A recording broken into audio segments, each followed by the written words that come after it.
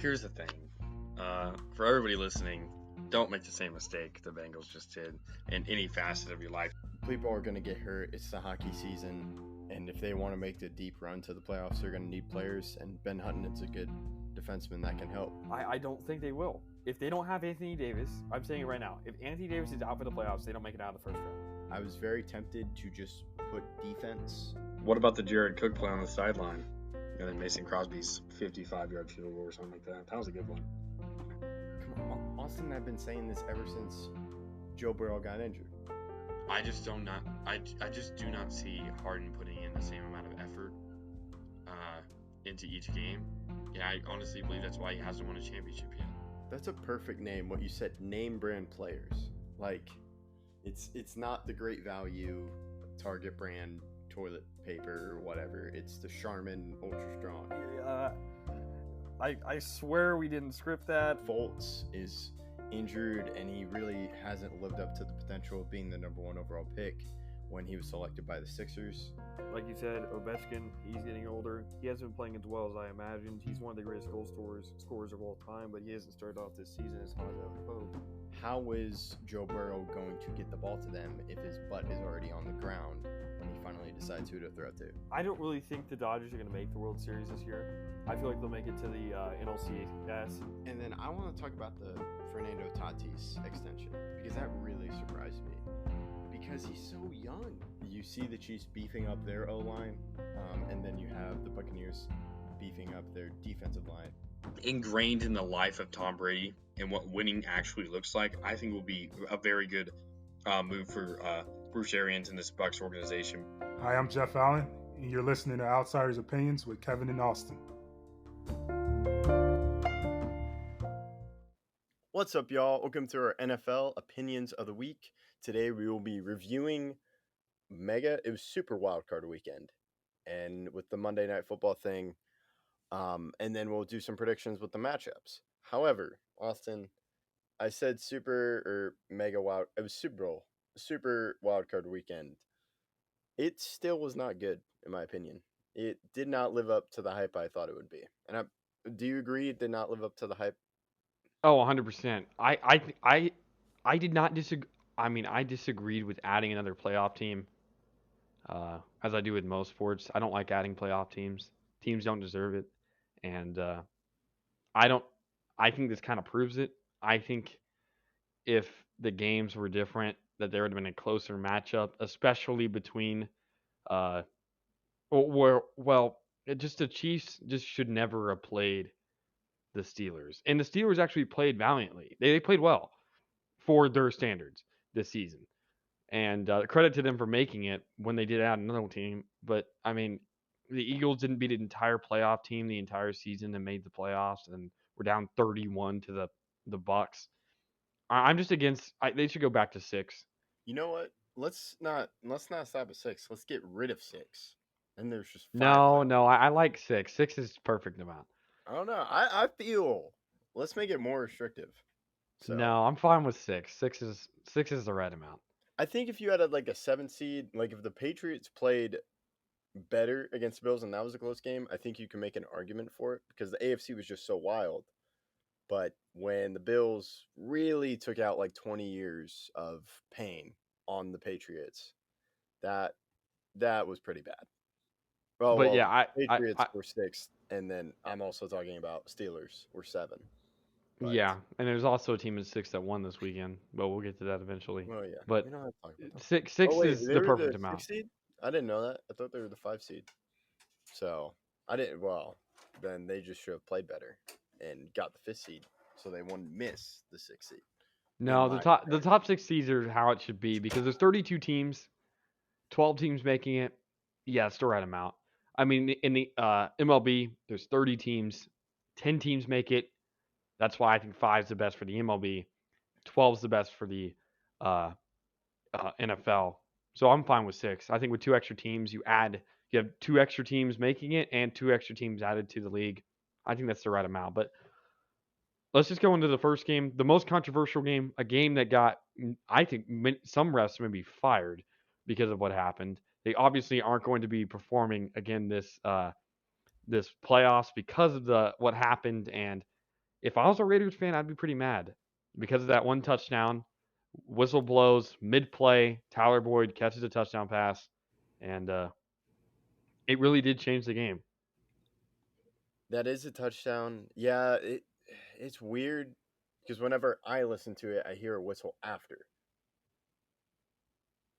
But I I also think I heard a whistle in the moment. It's very confusing. I also thought Joe Burrow was out. So yeah, it's weird. Um it was It just was the very wrong call, whatever it is. After review, I thought it was pretty clear that you could see that uh, that the whistle was before. But kudos to the Bengals. That's not the only reason why the Raiders lost, even though I do think they obviously lost that call and that really did hurt them. But it was a really close game, the closest game of the weekend, not necessarily score wise, but I do think competitive wise, it was close basically the entire game. And Yeah, I uh, feel it was closest because it came down to the final play. basically, because well, I mean, so did the Cowboys game, but yeah, uh, a lot happened and it was a tough L. Now on to the Patriots Bills. This wasn't really a contest. The Bills scored 7 times in 7 possessions. The only times they didn't score was when they caught the kickoff and then just ran out the clock before halftime, and then they needed at the very end of the game. That was it. The only time they didn't score touchdowns. And like you said, they Yeah, were taking out decades of rage. yeah. Tom Brady has only lost them 3 times. Most of that time was with the Patriots, of course. The thing is, the Bills showed when they are on fire, they are a true AFC contender. But can they sustain that for this playoffs? Because Josh Allen was just on fire, even with the cold. Their defense was playing well, and it was just incredible for them to see. And now they get the rematch of the AFC Championship where they got blown out by the Chiefs. But we'll talk about that later. Now we move on to the NFC. Bucks versus Eagles, like you said, wasn't close. However, the thing that worries me in the future is Ryan Jensen got injured, and so did Tristan Wirfs, who, if Pro Football Focus rated as like the best right tackle, I'm pretty sure. Yeah. Ryan Jensen played the rest of the game, so I don't think that's really much of an issue. He just tweaked something and he came back and he played the rest of the game. But Tristan Wirfs could be out. Leonard Fournette needs to be back next week for them, but he was out, and I was impressed. The Bucks played really well, and then in the fourth quarter, when the Eagles scored all their points, they were just trying to run the clock out. They didn't really care. Yeah, so and I'm still impressed that the Bucks were able to score that much with their depleted wide receiving core. As it's not as good as it was to start the beginning of the season, and then, but definitely not good. Now we get to the Cowboys and Niners game. To me, everything went. A lot of the Cowboys could have salvaged this game many times, but they didn't. And the offense, the majority of the payroll goes to the offense. So if you told me you would get the final drive of the game with your offense, they also had it twice. I'd go, give me that chance. Dak was not his best self. The offensive line did not do well. Um, wide receivers, wide receivers were fine, but just some plays I don't really know what to think. Defense did everything I wanted them to do. It's like they couldn't they couldn't stop Debo Samuel. That run was a killer, but it's the defense was not. Defense played much better than I thought it would at the beginning of the season, and did what I wanted. Um, it's not the best performance, but it did what it needed to do. So, what are your thoughts? Yeah, Niners. they definitely. I know. Yeah, I know. I you know, handed it you're off good. to you and took it away. But now it's back. Yeah, you're all good. But the defense definitely was not the reason why they lost that game. It was all on the offense, all on Dak's shoulders and Kellen Moore's questionable play calling at times. I don't disagree with the QB sneak. I know a lot of people do, but Dak has to find the QB, find the rep, and that's just coaching. That's a Mike McCarthy issue. You have to know, hey, in a time like this when we don't have any timeouts, go find the ref. The ref has to place the ball. I thought that was common knowledge. Tony Romo immediately after the game ended was like, "You have the ref has to place the ball. This isn't flag football in a house And league." Like, someone pointed this out for us. it's been pointed out several times with Larry Fitzgerald, who's iconic for finding the ref and handing him the ball. Yep. So Yep. A lot of players knew what to do there. Obviously, Dak and the Cowboys didn't. And I think that's the reason why they didn't have a chance. But even if they do get that, there's no guarantee they even score the touchdown on the next play from the 28 or 25 or 30, wherever they were on the field. Uh, I agree with the play call because I do think that got them into very close range where there honestly was a reasonable chance that they could have scored. But I'm not entirely against the play call. I'm just entirely against Dak after the game was blaming the refs, and I feel like that's not what you should be doing, especially when they had so many chances to win the game. But I feel like we can move on. well, I kind of want. We've talked heavily on the Cowboys. I also want to give credit to the Oh Niners. yeah, 100%. For the thing with the Cowboys, I don't know how I feel about the play call. There's also a weird. It's I a thing that I've been reading is you're betting a lot on 14 seconds. Usually you do that with 17 seconds. So that's some questionable stuff. But one thing that really interests me and good thing on the Niners was the Cowboys tried to pull. They did a fake punt, which was awesome, but they also kept their punter out there. But they trying to replicate what the Cardinals did to the Cowboys, forcing the other team to take a timeout. But the Niners just stayed pat and they're like, run with your punter against our defense. And Jimmy Garoppolo gave an interception, but they still did well. And the Niners' run game and just they're built on in the trenches. They have a great D line and they have a great offensive line, and they have Trent Williams, who's a fantastic left tackle, and Debo Samuel is incredible with how he's a wide receiver and a running back, and that's going to cause some problems for any team for the Packers who they face, and if they win that. So I just wanted to mention that, and then of course you have George Kittle, which is a thing, another thing. But now we can move on to the final game of the week: Chiefs versus Steelers. Steelers, I think, have an incredible head coach in Mike Tomlin. Just the way he was able to get the Steelers into the playoffs is incredible, and they really shouldn't have been there, as we were kind of both agreeing that the seventh seed shouldn't really exist. But what are your thoughts, Austin? Yeah. This technically isn't the final game. Oh, well, it's not the final game of the week. It's the final game of the weekend because there's still the Monday night game we got to go to. But valiant effort by the Steelers. They were down some players that were big, and for Big Ben, I honestly don't think he was the reason why they lost. The touchdown they gave up before half really was the reason. If you told me the Steelers were going to score 21 points, I would have been impressed. I was impressed, even though some of them were garbage time touchdowns, and they almost drove down and scored a touchdown at the end of the game too to get it to 28. But it was a valiant effort, and the defense had to hold up, and their rushing defense was terrible all year, literally last worst rushing defense in the league. And that was the reason why I think that they couldn't do it. Peyton Manning won with a bad arm, which Big Ben had this year. And I think Big Ben on the field is a very intelligent QB. He had 22 touchdowns and 10 picks in the regular season. He played well, in my opinion, for his capabilities. And obviously, you got to move off of him now. But I don't blame him for the reason why they lost the game. There's a lot of drops by Deontay Johnson. The running game couldn't get going. There was a lot of sacks by the O line, literally parting like the Red Sea a couple times. That was terrible. But yeah, this is not on Mike Tomlin or Big Ben in my mind. But now into the last game, if you don't have One anything quick else. thing. To mention Big Ben, I just didn't like the offense this year with the Steelers.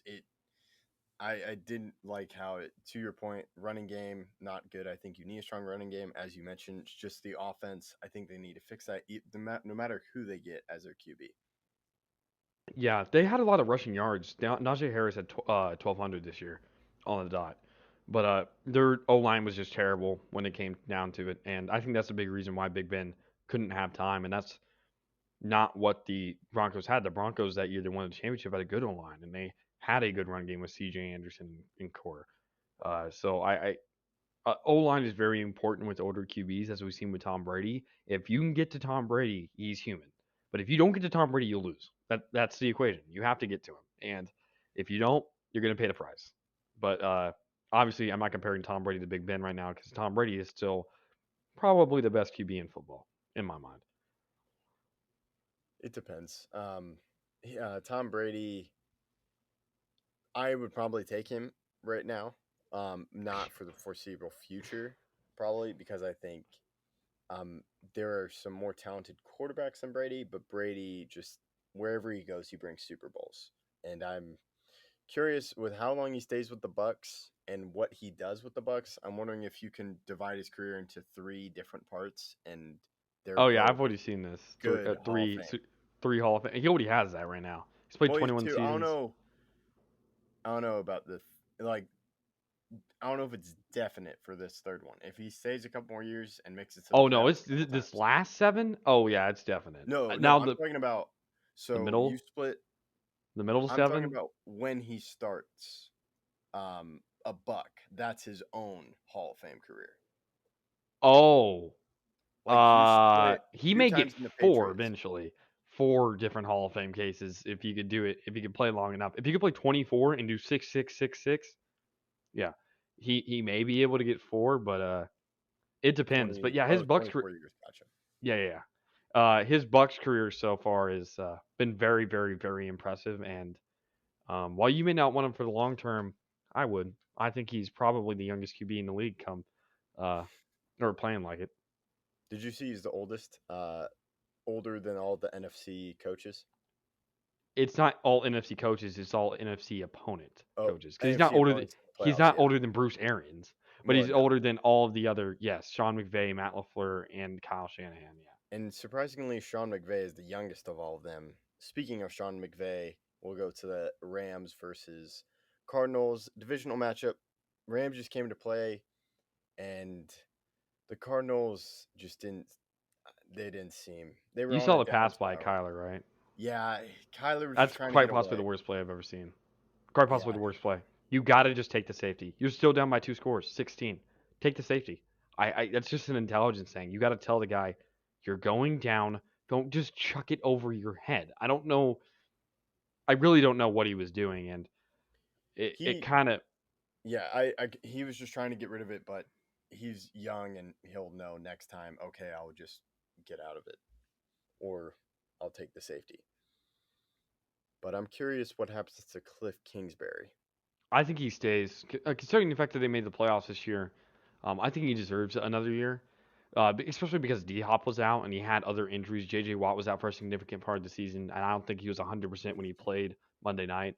So yeah, I think he deserves another chance, especially because of, like I said, the injuries, but also because next year will be his 3rd season. Yeah, it will be interesting. On the Rams, they showed what they can do. Their defense. I was impressed with Odell. They were giving the ball to Odell, and he was making plays. Well, it's Like because that everybody touchdown. was guarding Cooper Cup. Still, I was impressed with Odell making plays when the ball was thrown to him. So that's something to do. But that concludes our week. And now we'll see how the Rams play on Sunday because it's still a short week for them. So I'm not sure how I feel about the Monday night playoff game. What are your thoughts on that? I'm against it. I believe that it can make a weird situation because now they're on a short week and playing the Bucks, which is not something I would be wanting to do right now. We'll save that one for last since it's the last game or last game. No, it's not the last game of the week. It's the first game on Sunday. So Yep. we'll go to Titans versus Bengals. Titans get off the bye. This one, we're doing predictions for this one as well. We're doing up-to-date predictions, but we also have predictions throughout the week before the playoffs started. So make sure to check out that.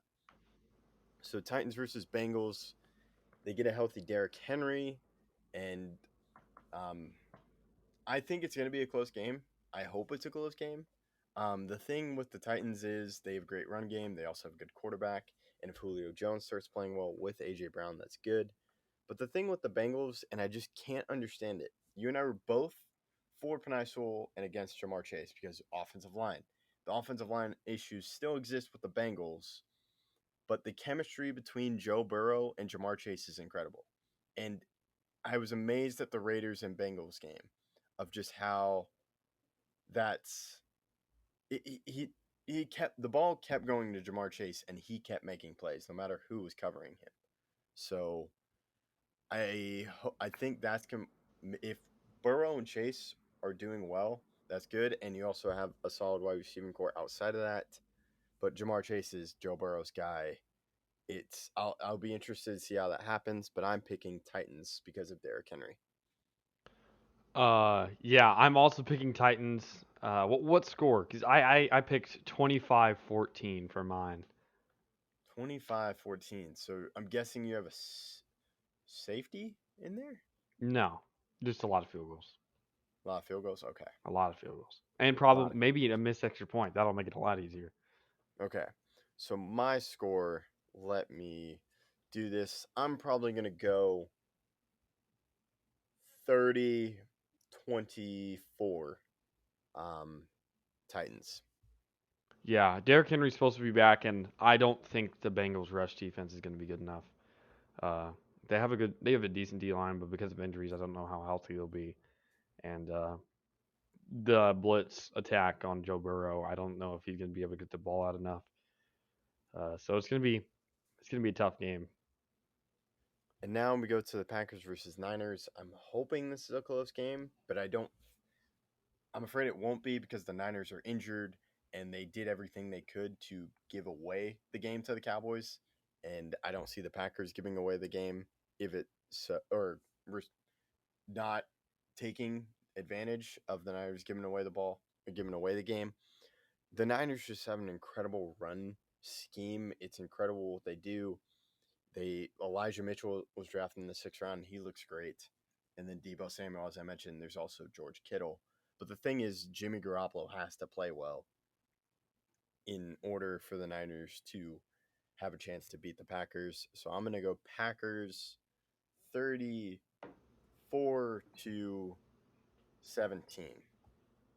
Very, very similar to mine. I have it 30-17 Packers, and I'm a little bit worried, but because of the rushing attack that the Niners have with Elijah Mitchell and both him and Deebo Samuel, but with getting Zadarius Smith back, Jair Alexander, David Bakhtiari, all those guys should be back. Also, Randall Cobb. I just really do believe that this Packers team is going to be very healthy and playing inspired because we honestly don't know what Aaron Rodgers is thinking at every point in time, but the goal has to be a championship. Also, for the Niners, they're pretty beat up. Nick Bosa is most likely out. Eric Armstead left the game and they came back against the Cowboys. So if Nick Bosa was playing, I might pick the Niners, but I'll still ride with Packers 34-17. Now we go to Rams and Bucks, which is on Sunday, first game of Sunday. And I am going to pick Rams. I mentioned Ryan Jensen. Even though he played the game, I think he's still a little beat up. And I think Aaron Donald going against them is going to cause some problems. And with Tristan Wirfs out, because that pass rush, I think, is going to get to Tom Brady. I know I'm betting against Tom Brady, but I went with Tom Brady in my other predictions. So I think it cancels out. So I'm picking Rams just because of the injuries to the offensive line for the Bucks. And I think, it'll be interesting to see how this happens. So I'm going to go Rams and Bucks. It's going to be Rams 27-24 against the Bucks. We both have the Rams with 27 points. I have the Bucks with 28. I think the Bucks win. It's weird. Tom Brady just won his 35th playoff game, and you're choosing the guy who just won his first. No, but I just I'm don't know saying I went with Brady in the other prediction video. My point is that Stafford has only won one playoff game now and hadn't won before. I just don't know if he has enough experience in the playoffs.